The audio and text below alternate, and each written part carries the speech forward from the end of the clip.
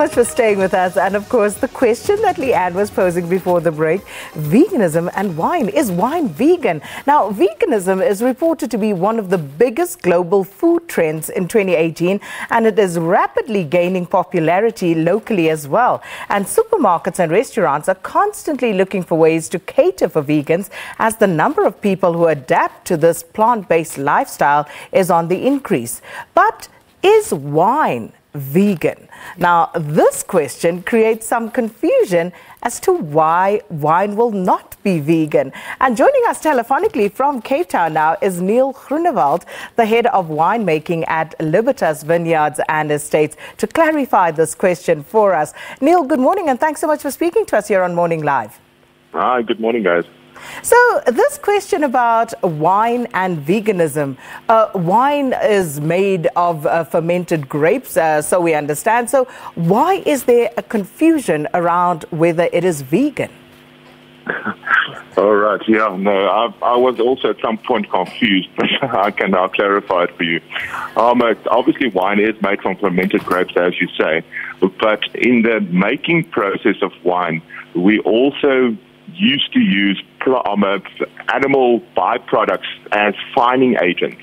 So it's actually just a source of protein that we need to clarify wine or to make wine taste less rough, or make sure that it's nice and clean. So there was different types of proteins that you can use, and the strongest of those would have been then animal-based proteins like oils from fish or any animal byproducts like gelatin that would have been used in the winemaking process.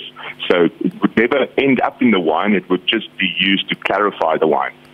So generally, if I understand this correctly, winemakers are not legally required to list the ingredients on their wine labels. But regarding this particular question and what has arisen as a result of this, are you now expected to do that, at least from a commercial perspective?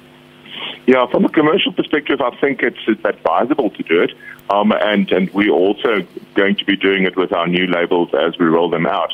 So what we've done is we've replaced the animal products with vegetable products, so like a strong protein, like a pea protein that we use for clarification, and it works just as well. It's slightly more expensive, but it works, and I think it will definitely be a marketing advantage to then say it's suitable for vegans on definitely the back label at least.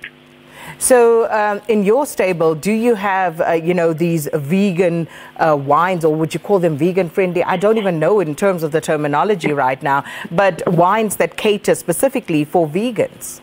Yes, we've got two of our brands that cater for it. The one is Zonnebloem, so a big brand in Stellenbosch, and then also Durbanville Hills, which is a brand in the winery that we've got in Cape Town or in Durbanville. So all their products are being fined or treated with plant proteins instead of any animal proteins. Well, Niel Groenewald, you've been of great help to us this morning. Thank you so much for clarifying that for us. Niel Groenewald is the head of winemaking at Libertas Vineyards and Estates, talking to us about veganism and wine. You see, Leanne, there's actually, a good explanation for this. See, I don't consume alcohol, so I didn't know this about some animal byproducts in wine. Very interesting. I wonder how many people actually knew or know about this. Yeah, I had no idea.